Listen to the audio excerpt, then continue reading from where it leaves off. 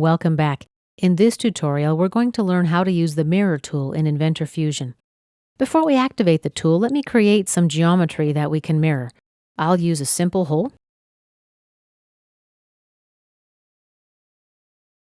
And let's accept this depth.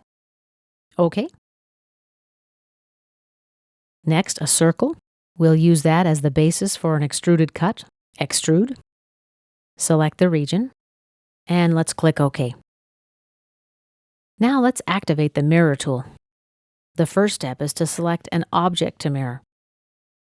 I'll use my hole and my extrude. Next, we select the mirror plane. I'm going to use the YZ plane. When I make my selection, I see the preview. Let's click OK to accept it.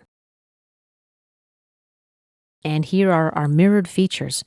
We're still able to manipulate those features. Notice that when I select a seed feature, the mirrored feature will move symmetrically against the mirrored plane.